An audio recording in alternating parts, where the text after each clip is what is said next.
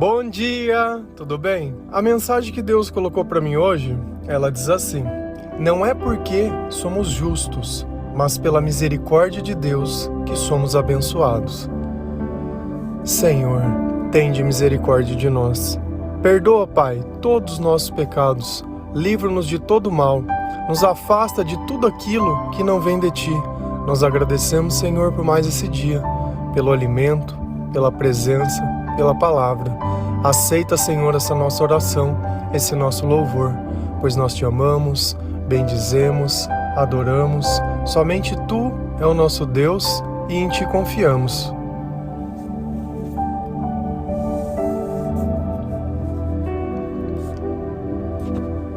Às vezes, nós pensamos que Deus ele não quer falar conosco, porque nós fizemos diversas coisas que desagradam a Ele.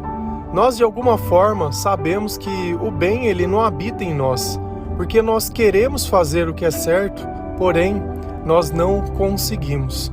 Então a gente sabe que a lei de Deus, a vontade de Deus, ela é boa, perfeita e agradável.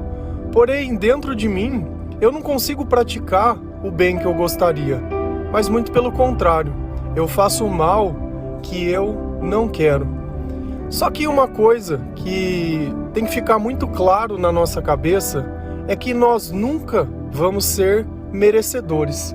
Nós nunca vamos conseguir as coisas de Deus por mérito, porque nós somos bons, porque nós fazemos as coisas tudo direito. Se fosse assim, qual era o sentido de existir a Deus? Para que nós iríamos precisar de alguém que perdoa pecados, sendo que nós não temos pecados? Nota que às vezes a forma que nós imaginamos as coisas, elas simplesmente tiram toda a autoridade de Deus e o papel de Deus. Então, quando Deus ele decide fazer algo por nós, não é porque nós merecemos aquilo, mas é porque nós entendemos o mal que nós fazemos, é porque nós nos arrependemos do mal que fizemos, é porque nós pedimos perdão para Deus sobre isso que nós fizemos e o mais, nós pedimos a sua ajuda para não fazer mais. Aí nós temos um ciclo completo. E às vezes nós nos olhamos e não nos sentimos dignos de que Deus abençoe a nossa vida. Certamente que sem arrependimento é impossível que Deus ele possa fazer algo na nossa vida, porque nós não demos espaço para que Ele pudesse fazer isso. Quando nós conseguimos obedecer a palavra de Deus, ou começamos a criar bons hábitos nas nossas vidas, isso não é uma questão de vontade, mas quando nós nos aproximamos de Deus, quando Deus ele percebe que nós temos a vontade dentro de nós de estar na sua presença, quando ele percebe que nós estamos buscando a leitura da palavra de Deus, que nós estamos buscando ouvir louvores, que nós estamos buscando pensar no que Deus iria pensar, quando nós começamos a orar, conversar com Deus, isso tudo, a nossa fé, ela vai aumentando, porque a fé, ela só aumenta com a presença do Espírito Santo. E esse Espírito perto de nós, ele produz paz dentro do nosso coração. Então antes, ao invés de você ficar preocupado, pensando nas contas para pagar, pensando nas coisas que você gostaria que acontecesse, pensando no mal que as pessoas te fizeram, pensando, sei lá, em qualquer coisa, pensando que os outros não merecem o que ele tem, pensando que o mundo não é justo, isso e aquilo. Então quando essa paz ela chega perto de nós, existe um silêncio muito grande dentro da nossa alma. E esse silêncio permite ouvir a voz de Deus. E quando Deus fala, Ele ensina com amor, Ele ensina com sabedoria. E assim nós conseguimos seguir a sua voz e obedecê-lo. Por quê? Porque o Espírito Santo está dentro de nós. Se a gente vai lá em Tito 3, versículo 5, a palavra do Senhor ela diz assim: não por causa de atos de justiça por nós praticados, mas devido à sua misericórdia, Ele nos salvou pelo lavar regenerador e renovador do Espírito Santo. Então esse versículo ele fica muito evidente o tema central da mensagem.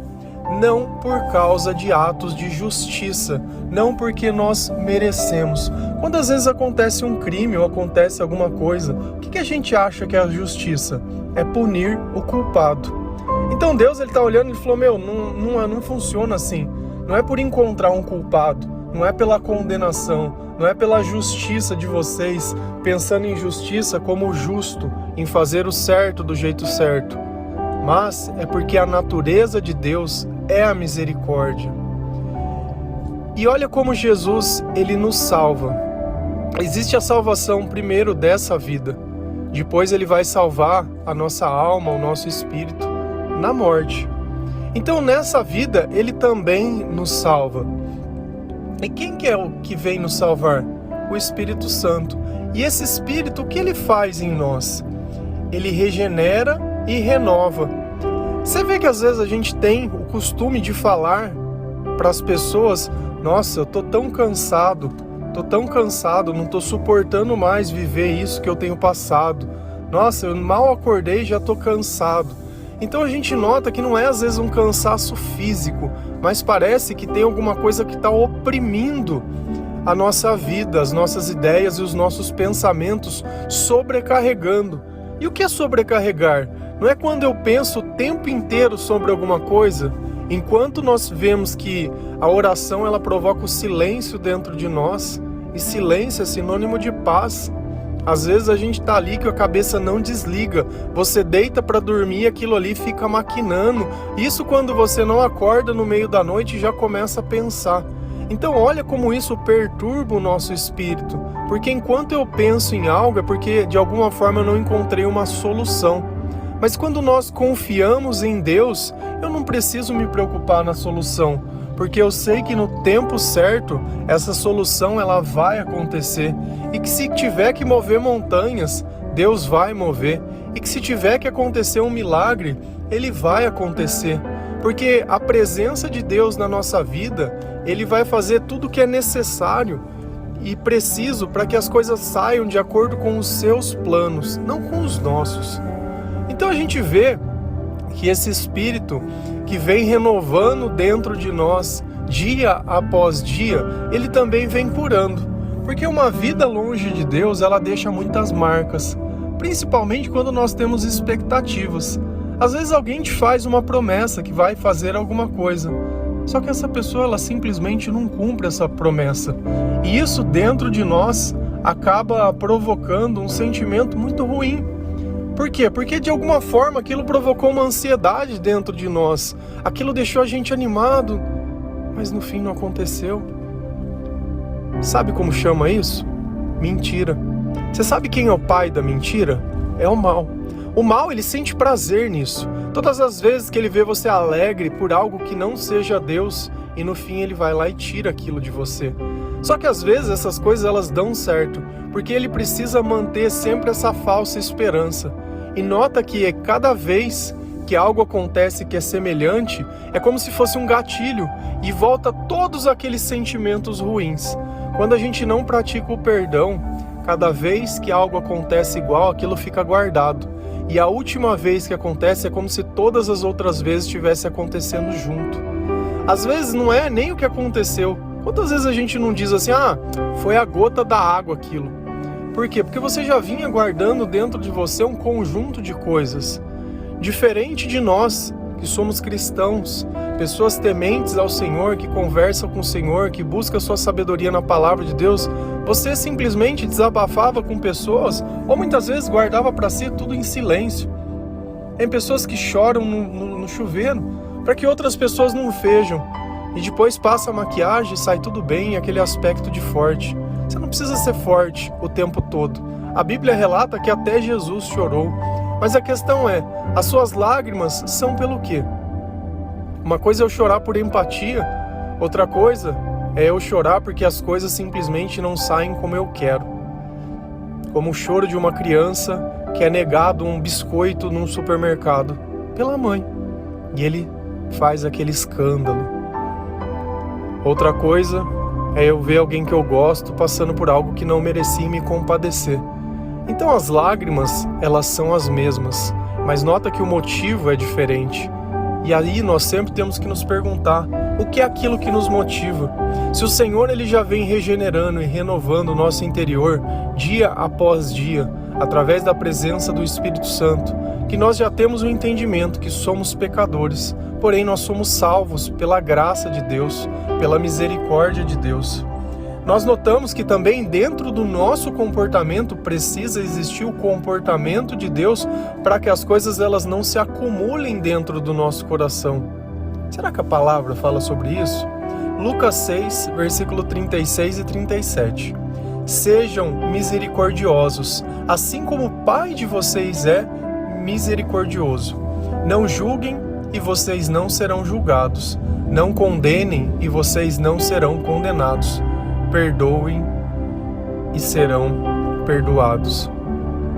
Olha que aquilo que Deus pratica conosco é o que Ele espera que nós façamos com as outras pessoas, porque o próprio ato de eu perdoar é eu tirar aquilo que estava acumulado dentro de mim e deixar espaço vazio. Então, se eu não perdoo, as coisas continuam se acumulando. Se eu vou perdoando, as coisas vão sendo removidas. E a gente percebe que se eu tenho o comportamento de Deus, é porque Deus está comigo. Às vezes a gente sempre escuta, mas eu não consigo perdoar. Perdoar é algo muito difícil. Concordo. No fundo do meu coração eu concordo. Porque sem Deus não existe perdão. Sem Deus não existe misericórdia. E olha que às vezes a gente vê uma pessoa e começa a julgar a pessoa sem mesmo conhecê-la. A gente já começa a condenar. Olha que esse é o comportamento natural. Quando que nós vamos deixar de agir dessa forma? Quando Deus estiver conosco. Então a sua amiga, às vezes ela vai falar mal de você pelas suas costas. Da mesma forma que vocês duas falam mal de outras pessoas nas costas dela. Porque ela não consegue ter um comportamento da presença de Deus, sendo que o comportamento de vocês já não dita que Deus está junto. E às vezes você olha e fala, nossa, fulano é uma cobra. Será que se colocasse um espelho na frente de cada uma, nós não veríamos duas cobras? A gente deixa de ser cobra quando Deus está conosco.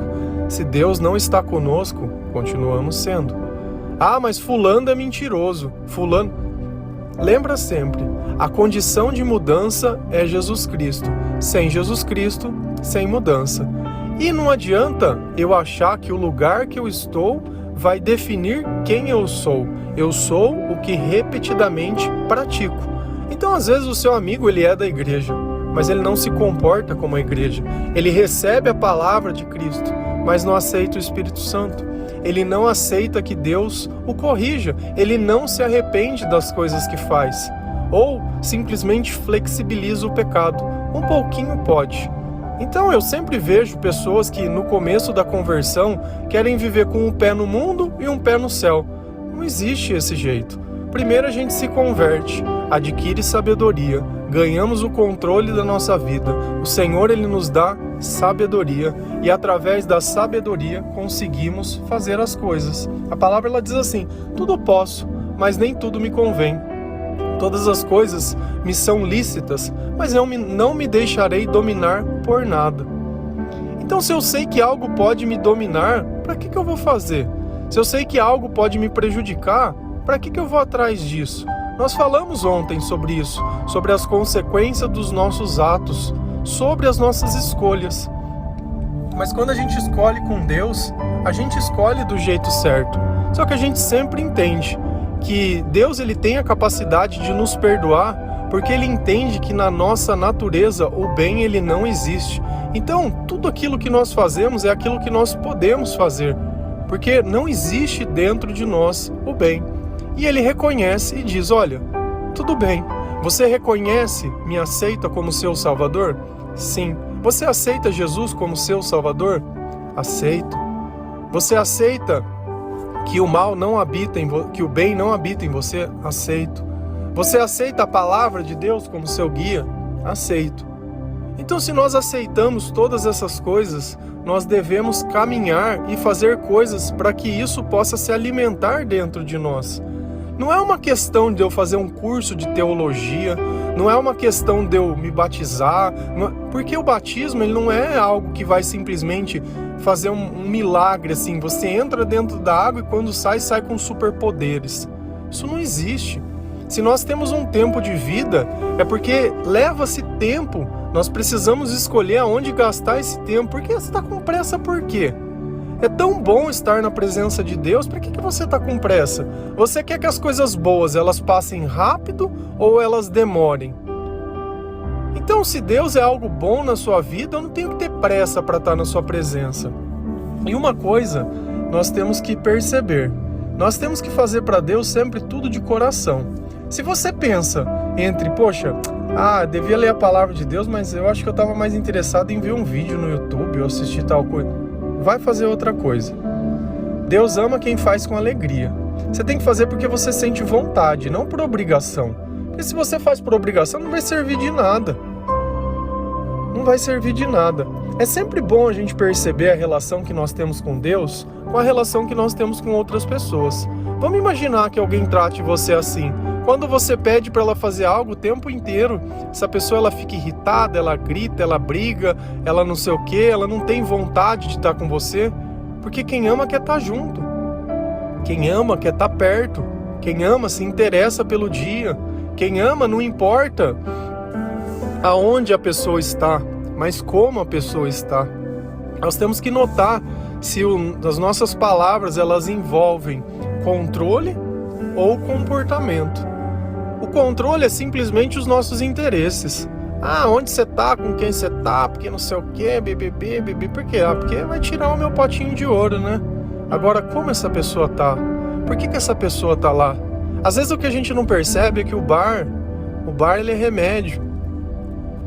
Às vezes tem coisas que são simplesmente fugas e a gente não percebe, acha que o problema é aquilo. Não é.